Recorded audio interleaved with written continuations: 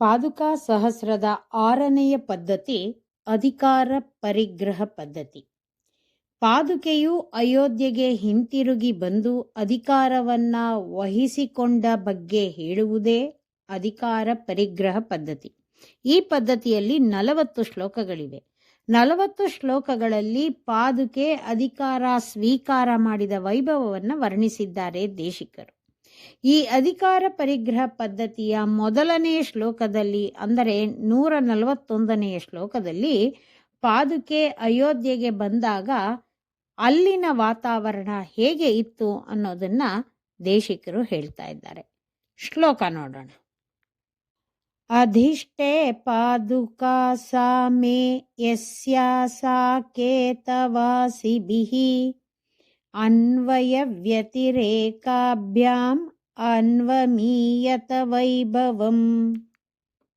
ಸಾ ಆ ಪಾದುಕೆಯು ಮೇ ನನಗೆ ಅಧಿಷ್ಠೆ ಯಜಮಾನಿಯಾಗಿರುವುದು ಸಾಕೇತವಾಸಿಭಿಃ ಅಯೋಧ್ಯೆಯಲ್ಲಿರುವ ಜನಗಳಿಂದ ಯಸ್ಯಾಹ ಯಾವ ಪಾದುಕೆಯ ವೈಭವಂ ಹಿರಿಮೆಯು ಅನ್ವಯ ವ್ಯತಿರೇಕಾಭ್ಯಾಂ ಅದರ ಇರುವಿಕೆ ಇಲ್ಲದಿರುವಿಕೆಯಿಂದಲೇ ಅನ್ವಮೀಯತ ಊಹಿಸಲ್ಪಟ್ಟಿತು.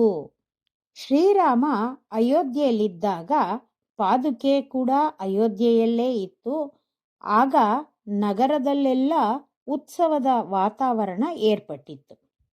ಶ್ರೀರಾಮ ಕಾಡಿಗೆ ಹೋದಾಗ ಪಾದುಕೆ ಕೂಡ ಕಾಡಿಗೆ ಹೋಯಿತು. ಆಗ ಅಯೋಧ್ಯೆಯ ಜನರು ಪಟ್ಟ ಕಷ್ಟ ಹೇಳತೀರದು. ಆದರೆ ಶ್ರೀರಾಮ ಹಿಂತಿರುಗಿ ಬರದೇ ಇದ್ರೂ ಪಾದುಕೆ ಅಯೋಧ್ಯೆಗೆ ಹಿಂತಿರುಗಿ ಬಂದ ಒಡನೆ ಮತ್ತೆ ಉತ್ಸವದ ವಾತಾವರಣ ಏರ್ಪಡ್ತು. ಆಗ ಈ ಹಿರಿಮೆ ಪಾದುಕೆಯದು ಅಂತ ಅಯೋಧ್ಯೆಯಲ್ಲಿರುವ ಜನ ಅರ್ಥ ಮಾಡಿಕೊಂಡ್ರು. ಅಂತಹ ಪಾದುಕೆ ನನಗೆ ಯಜಮಾನಿ ಅಂತಾರೆ ದೇಶಿಕರು. ಶ್ರೀರಂಗನಾಥ ಒಂದು ಜಾಗಕ್ಕೆ ಹೋಗ್ತಾನೆ. ಆ ಜಾಗದಲ್ಲಿ ಐಶ್ವರ್ಯ ತುಂಬಿ ತುಳುಕಿ ಸಮೃದ್ಧಿ ಏರ್ಪಡುತ್ತೆ. ಭಗವಂತ ಮತ್ತೆ ತನ್ನ ಸನ್ನಿಧಿಗೆ ಬಂದು ಬಿಟ್ರೆ ಅಲ್ಲಿ ಯಾವ ಐಶ್ವರ್ಯನೂ ಇರೋದಿಲ್ಲ. ಹಾಗಾಗಿ ಈ ಐಶ್ವರ್ಯವೆಲ್ಲ ಭಗವಂತನದೇ ಅಂತ ಆಯಿತು. ಜೀವನು ಆಚಾರ್ಯರನ್ನ ಆಶ್ರಯಿಸುವುದಕ್ಕೆ ಮುಂಚೆ ತಪ್ಪು ಕೆಲಸಗಳನ್ನ ಮಾಡ್ತಿರ್ತಾನೆ. ಆಚಾರ್ಯರನ್ನ ಆಶ್ರಯಿಸಿದ ನಂತರ ಅವನು ನಿತ್ಯ ಸೂರ್ಯಂತೆ ಇರುತ್ತಾನೆ.